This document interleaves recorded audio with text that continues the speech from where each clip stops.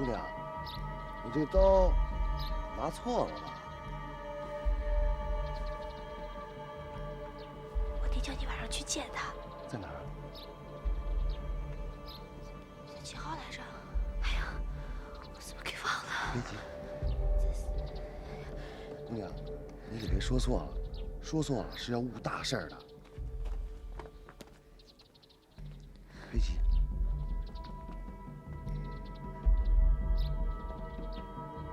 好了，摸好了，来，回去吧。摸剪子来，挑菜刀。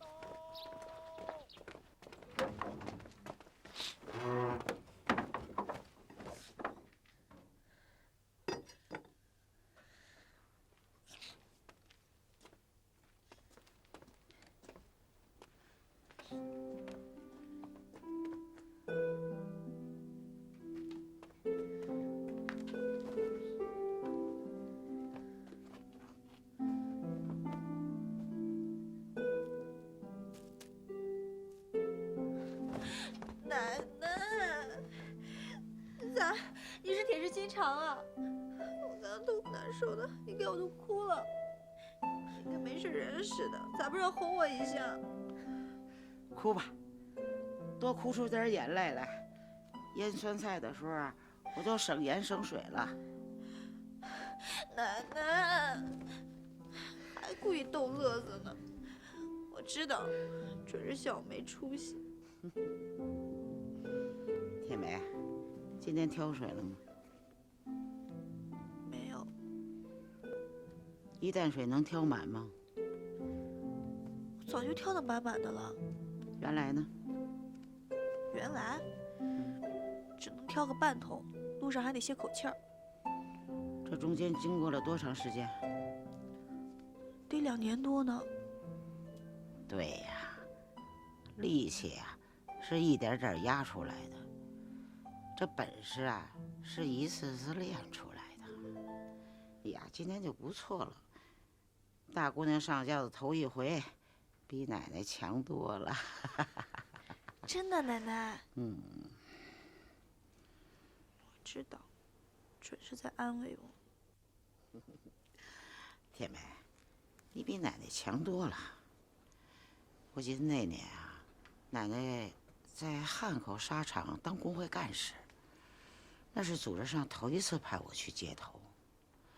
在一天的晚上，一个黑乎乎的小巷子里，对面就走过来一个五大三粗的大汉，满脸的络腮胡子。我一看啊，吓得我扭头就跑。后来呢？我跑他就追呀。再后来呢？后来他上气不接下气的就跟我对暗号。这时候我就忽然想起来了，哦，我是来接头的，一下我就停下了。那奶奶再后来呢？再后来没了。奶奶，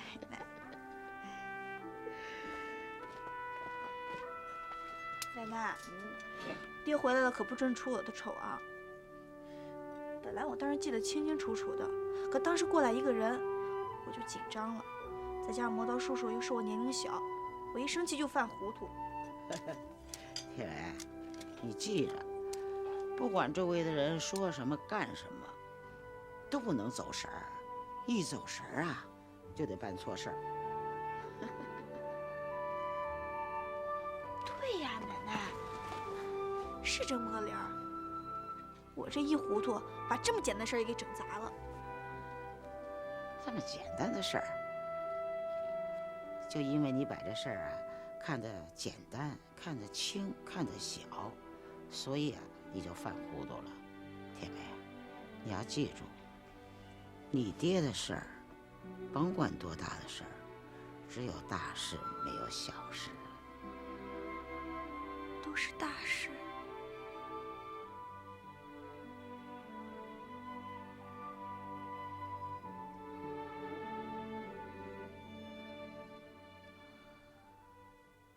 我们这位年轻勇敢的军官，将自己的身体置之度外，用自己的身体挡住了敌人的子弹，用鲜血染红了满洲国的土地，用生命捍卫了日本天皇陛下的尊严和荣誉。他的名字叫王连举，将永远铭记在满洲国3000万同胞的心里。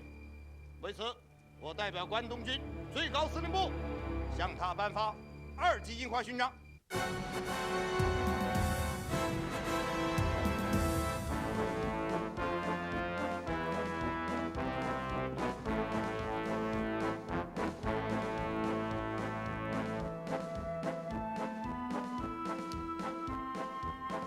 祝贺你！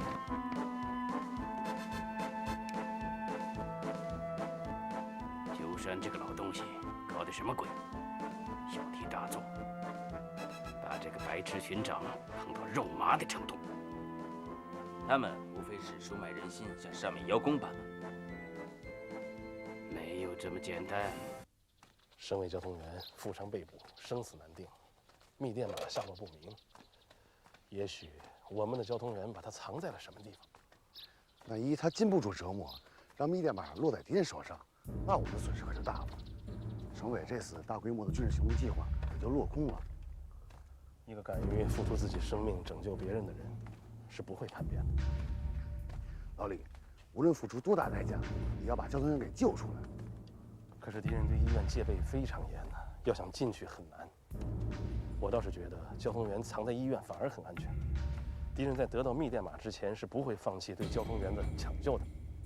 因此，千万不能鲁莽行事，我们得想想别的办法。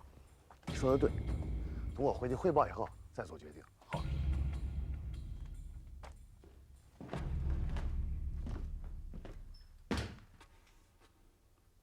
王连举的历史查清楚了吗？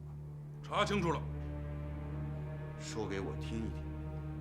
王连举是满洲帝国警官学校第1期毕业生，学业优良。其祖父做过小官，父亲教私塾，母亲李家。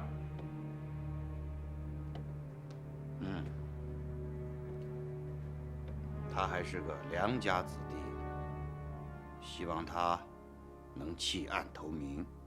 难道王巡长是？我们要撕开王连举的假面具，露出他的真面目。我让你准备的日本料理弄好了吗？按队长的指示，全部都已安装到位。好的。以我的经验，工农出身的人怕金钱美女，知识分子出身的人怕老虎凳。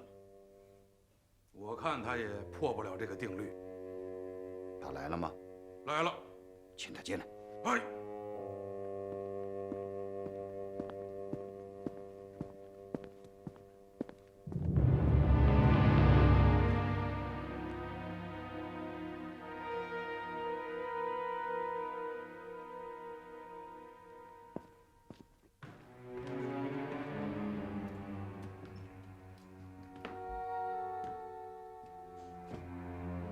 队长阁下，铁路警卫队巡长王连举奉命来到。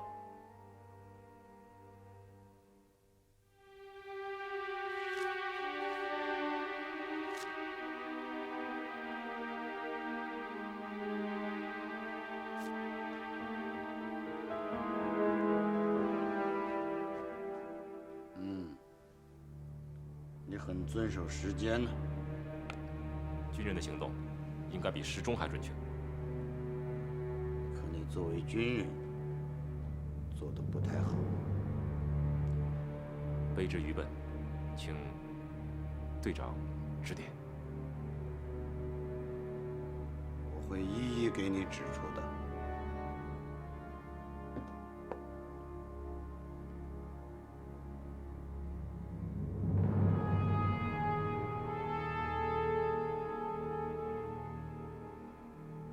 怎么样，受勋满意吗？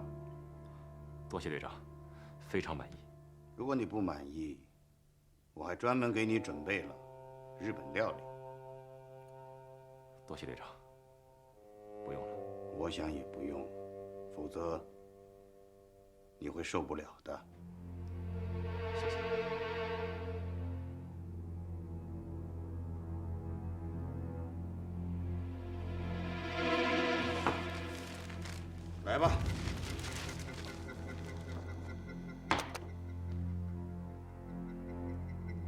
认识这几个字吧？苦海无边。专门为你提的。谢谢队长，我一定好好保存。你别忘，你作为中国人，应该知道这下面还有一句：回头是岸。好一个回头是岸！你能记住回头是岸就好。如果你能照此而行，那就更好。队长，我一定把它装裱起来，挂在墙上，每日必读。收起你这套吧，我们还是来点实惠的。队长，你指的什么？你知道，你全知道。不，我不知道。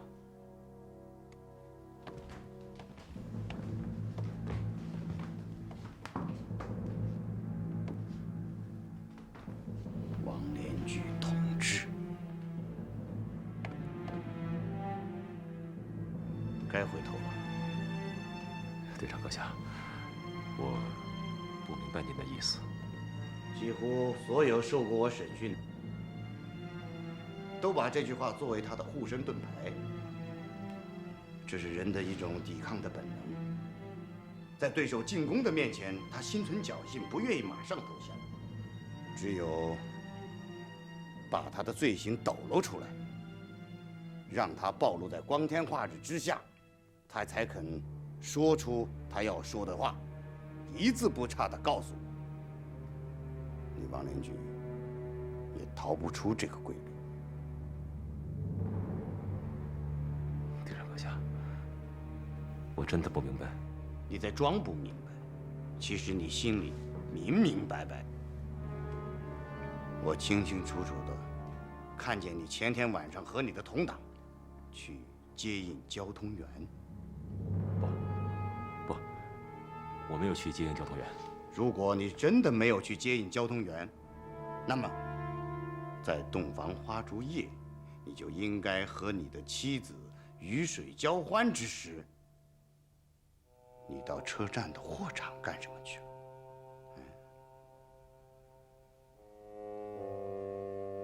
你去接班吗？你替班吗？那你到车站的货场干什么去了呢？我鸠山这下捞到了大大的升官资本。他掌握了交通员，也就掌握了密电码。如此一来，连梅津将军也不得不高看他一眼。不是说要情报共享吗？我们去梅津将军那儿参他一本。用不着，他想垄断情报也没那么简单。我有别的渠道。别的渠道？你是说从狼那儿？养兵千日的，用在一时。此外，我还对一个别的情况感兴趣。什么情况？鸠山他为什么会拿一个小小的勋章大大的做文章呢？伤口你已经看过了，而且是你亲自缝合的，难道？枪伤当然不会假，是谁所为啊？当然是跳车人了。是站着开枪还是坐着开枪？当时情况紧张，我只是一心要抓住他，没有察觉到我已经负伤了。等皇军赶到以后呢，我才发现我的胳膊疼痛万分，原来挂彩了。也就是说，你并不知道射击者是哪发子弹向你开的枪。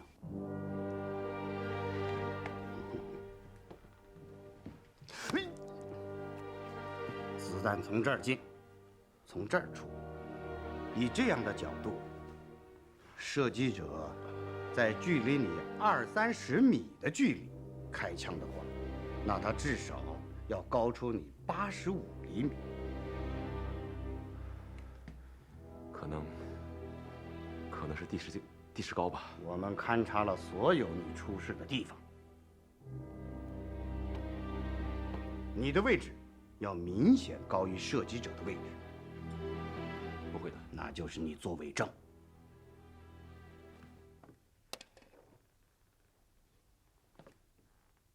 跳车人的枪。我们仔细搜索了跳车人所有经过的地方，甚至还动用了军权，都没有发现枪。答案是根本没枪。也许是他子弹打光了，把枪给藏起来了。你太业余了，子弹打光的枪还用得着藏吗？再说，假如他真的有枪，那早在列车上就被抓捕，还用得着等到龙潭吗？我是说呀，共党分子他不愿意把武器落到我们手里面，在抓他以前，他已经把武器给处理掉了。这是一把手枪，不是一根针。他把手枪吃进肚子里去了，即使他吃到肚子里去，我也能把它挖出来。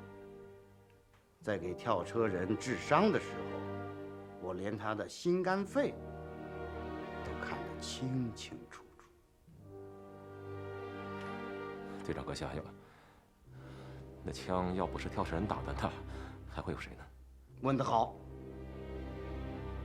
你问到了问题的关键。那么现在，我来回答你。这里没有文章。昨晚刚抓了交通员，今天就在警护队。鸠山迫不及待地亲自出马给王训长请功受勋，真是让人捉摸不透啊！明白。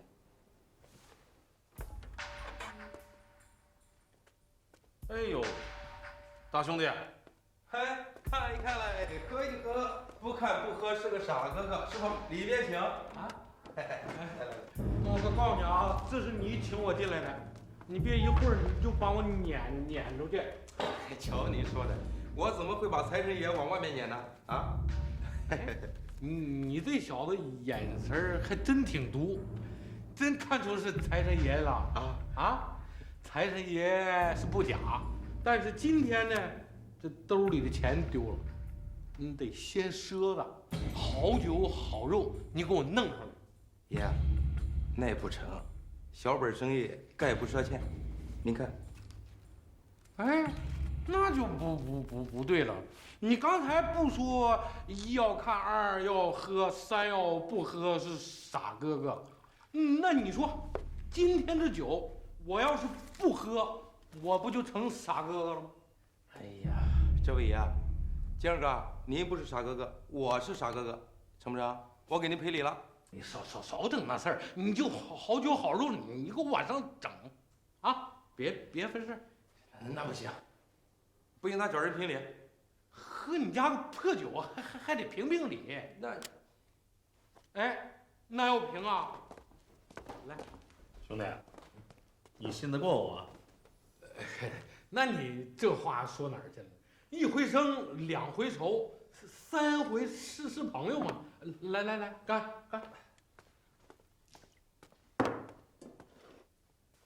哎，兄弟，这酒可不太足性啊。行，你喝吧。掌柜的，好酒好菜往上端，今天记在我的账上。喝。大哥，你这眼神不济，你还真把我当人看了。大兄弟，来，我瞅瞅，站起来。啊？哎呀，你说说你，不少胳膊不少腿儿，眼睛是眼睛，鼻子是鼻子。我跟你说，干人事的人是人，不干人事的人那才不是人呢，哥们儿，对不？这话对。来，喝。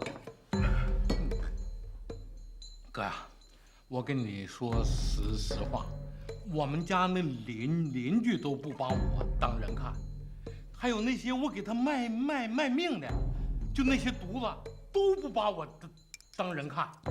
我跟你说，你给他们卖命的那帮人不把你当人看，他们才不是人。哎呀，这话对呀。哎，大哥，你知道我是干啥的吗？你知道，你都笑了你。哎，那你怎么还把我当人呢？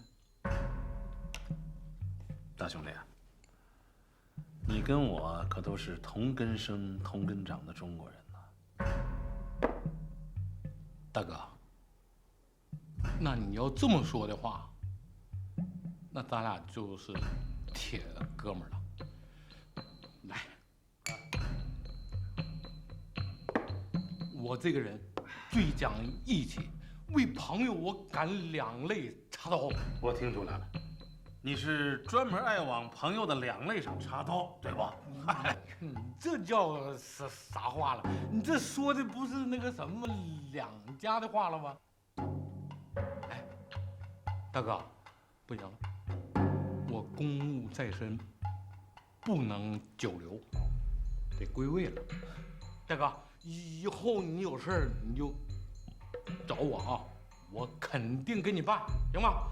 哎，那个谁，你把那个记我账上啊，你不能让这哥们儿拿1分钱，我不干那个狗头上脑的事儿啊！来，大兄弟，啊，把这个拿上。又整，拿着。那行，那我可不客气了啊！今天呐，有人啊把我当人看呐，哎呀，我今天心里呀特别高兴啊！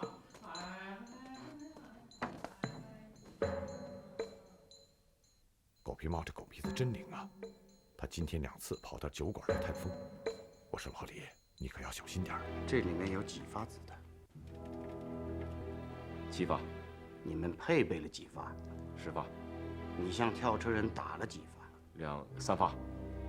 我在给你治伤的时候，我清清楚楚的知道，你告诉我你打了2发，那么还有1发子弹呢？我再告诉你，还有1发子弹，你打进了自己的手臂。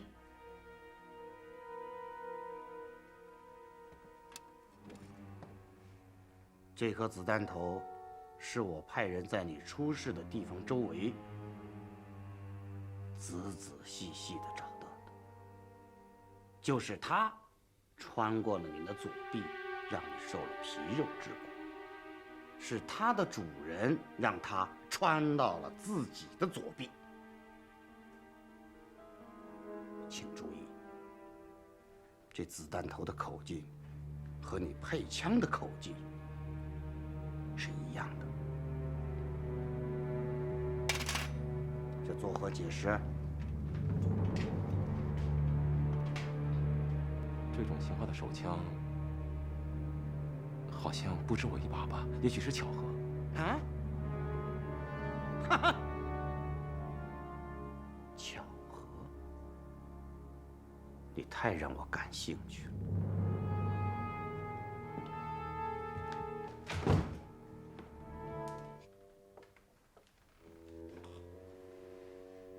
队长，你的答案并不正确。还有别的答案吗？那发子弹我在1个月以前不小心弄丢了。丢失了？哼！如果要丢失的话，那子弹应该在弹夹里面，弹夹一块儿丢失啊！怎么可能子弹飞出来，子弹丢失了，弹夹没丢失？这是地地道道的谎言。好吧，如果真是这样，你报告了吗？没有。为什么？怕处分。明明是谎言，倒还说得过去。既然是这样，你可以讲你向跳车人开了3枪，这样讲岂不是就可以蒙混过关了吗？当时情况紧急，我记不清楚我放了几枪了，也许是3枪而不是2枪。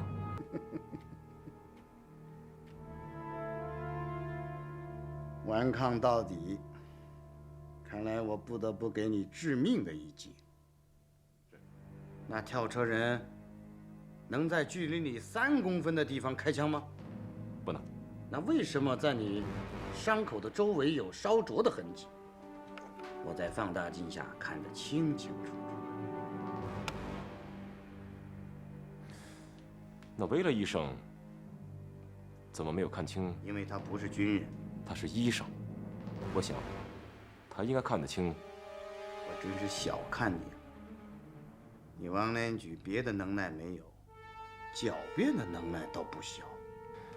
我说的是事实。好吧，那就让事实来说话。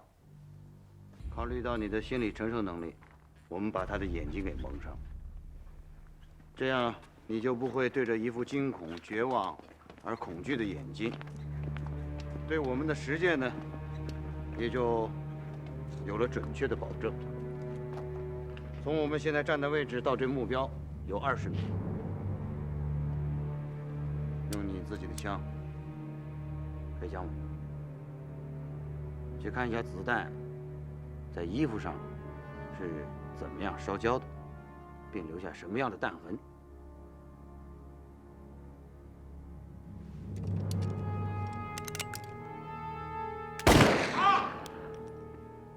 去看看衣服有没有烧焦的痕迹，射入口是个什么样子。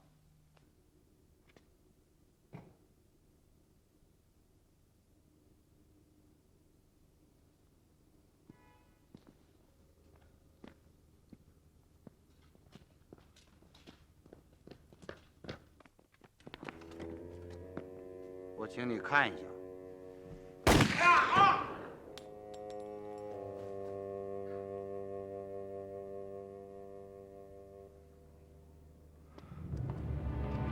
队长阁下，快说实话吧。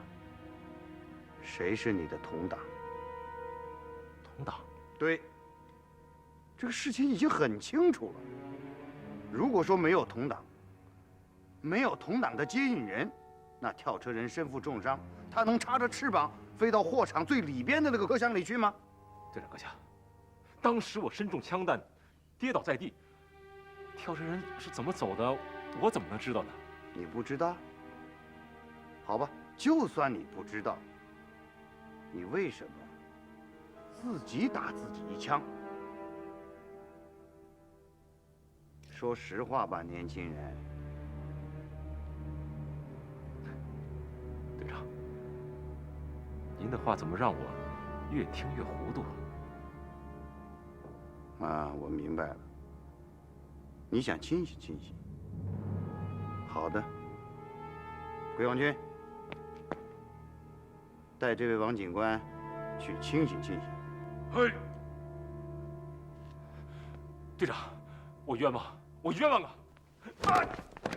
桂王军，王警官是个绝顶聪明的人，对待这样的人，如果说用暴力的话，那就是最等而下之的做法。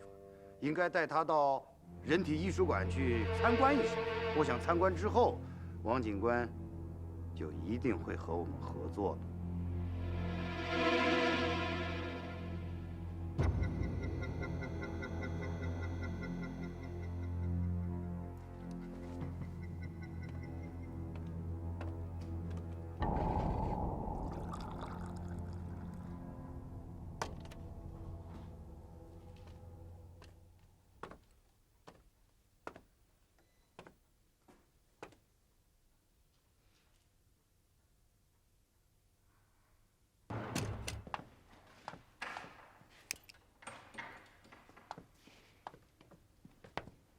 王军长，请进来吧。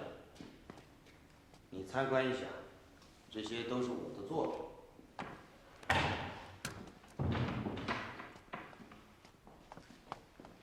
大多数人都认为人体器官的标本，啊，可是我告诉你，那是因为他们缺乏艺术气质。我称他们为人体艺术标本。你看看，这些人体艺术标本是我多年精心制成和收藏的。它们多么完美呀！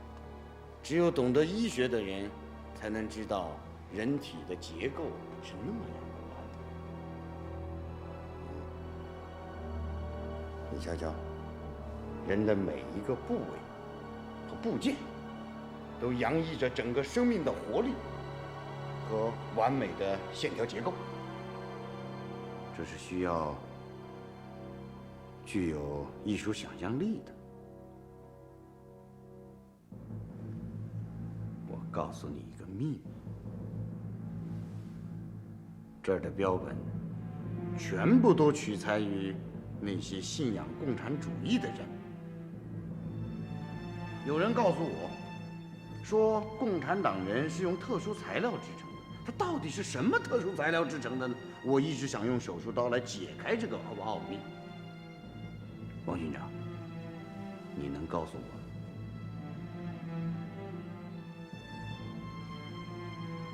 哦，不着急，不着急，年轻人。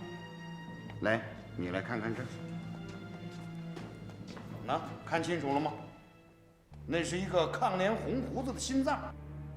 他临死前告诉我，他说我死了之后，我们共产党人的血是热的。我不信。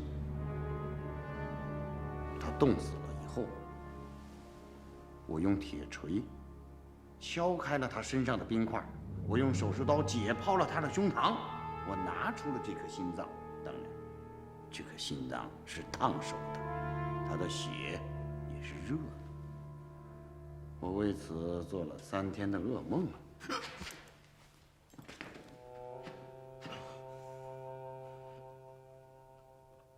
啊！来，再来看看那个，这儿，这是一对眼睛，这是一位滨江大学不安分守己闹学潮的女大学生的眼睛。仔细看看，这双眼睛长得是多么的漂亮。透过这双眼睛，我们可以想象到她的五官是那样的精美绝伦，她的身材是那样的奇妙无比。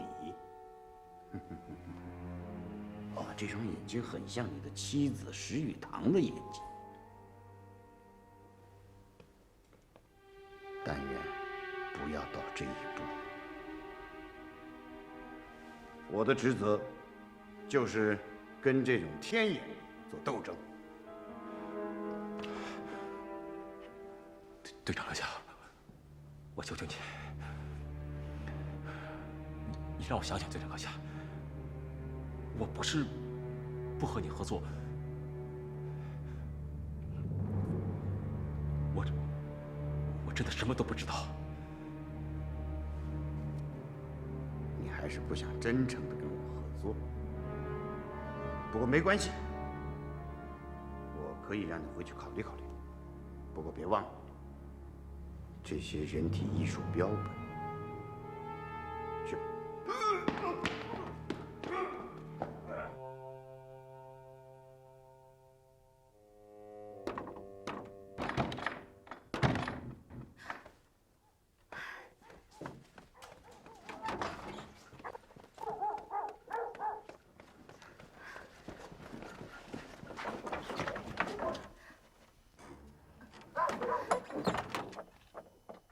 小姐，我们鸠山队长今天设宴招待王军长，请你去作陪。先生可能有所不知，我从来不参加我丈夫在外面的一切应酬。史小姐也有所不知，我们鸠山队长从不邀请会拒绝他的人。这么说，我是非去不可了。是这样，上车吧。那你等我一下，我换件衣服。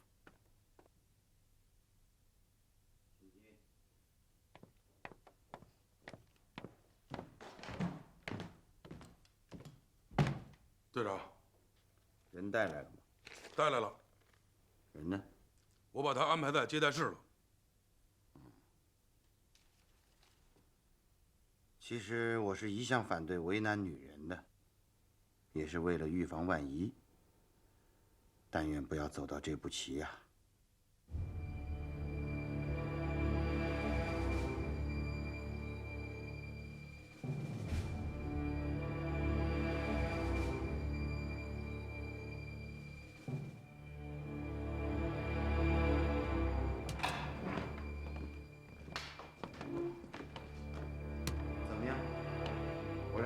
虑的问题，你考虑的怎么样？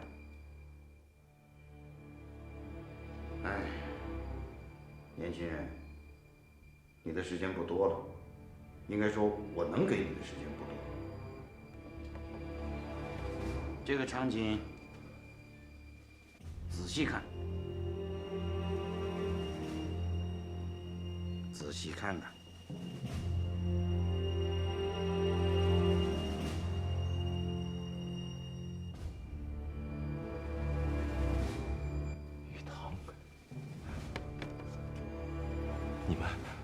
你们把雨堂怎么了啊？别紧张，没到那一步。不过，如果你想到那一步也很简单，那就完全取决于你了啊！我这样再请你看着。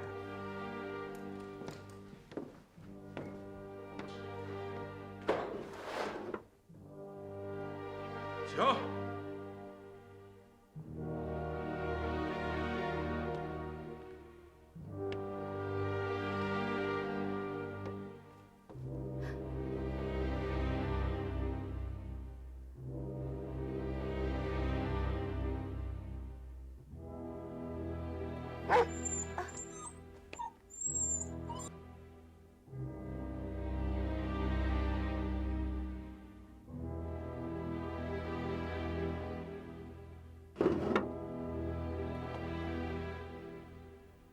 怎么样，桂岗君？你这些下属啊，粗野了一些，对王巡长的爱妻要礼貌一点。以后去告诫他们一下。哎。怎么样，王巡长？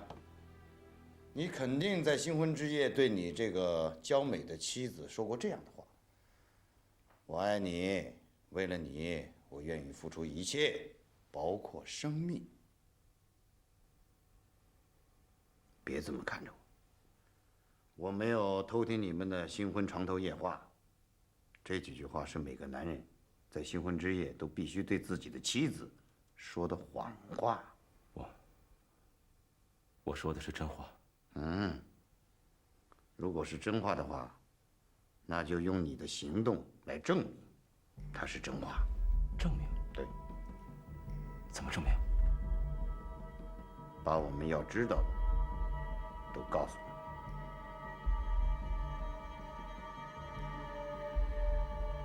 如果说你不能证明的话，那么我就要把你娇美的妻子赏赐给我那几位勇士了。啊，他们是很长时间没有尝到女人的滋味了。怎么样？那行，我就让你的妻子和那几位勇士当着我们的面表演一番。我求你了，我求求你，不要伤害我的妻子，这样太残忍了，太不文明了。文明？你太稚嫩了。文明能征服中国和世界吗？用文明，比如说我请你吃饭，请你喝茶，你能和我合作吗？我早把文明和战争融合在一起，我要让战刀跟手术刀相映成趣，让文明在战争中闪光。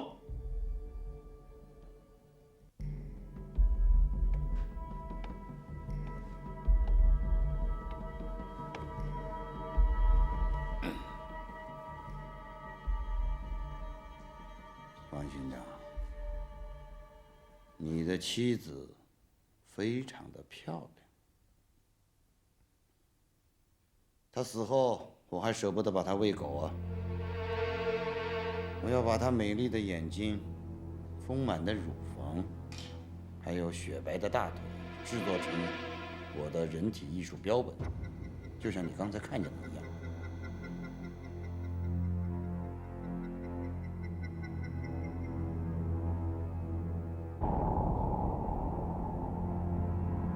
怎么样，年轻人？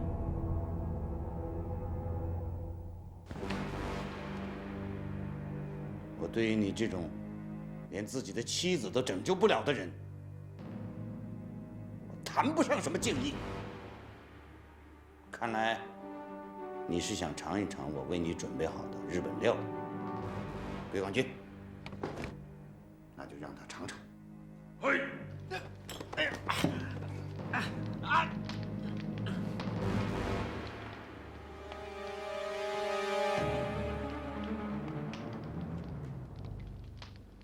王警官，我们在这个地方给你特制的日本料理。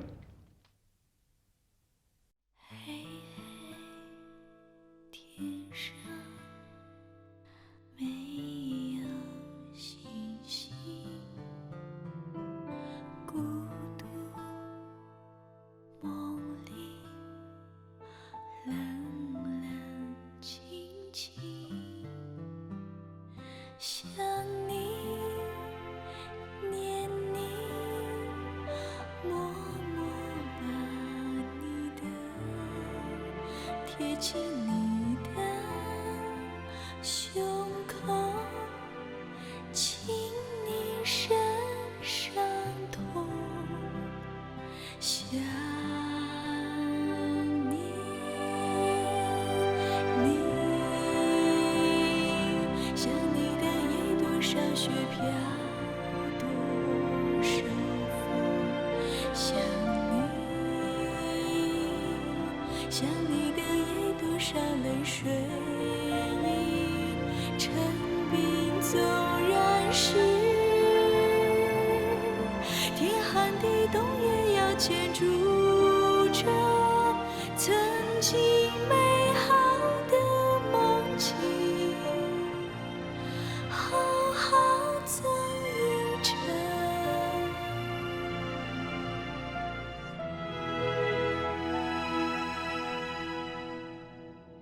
黑黑天上没有星星，长长路上夜雾蒙蒙，想你念你，都是你的梦，捧着你的脸庞，看你的眼睛，想念你，想你的夜多少寂寞，多少冷，想你，想你的夜多少往事。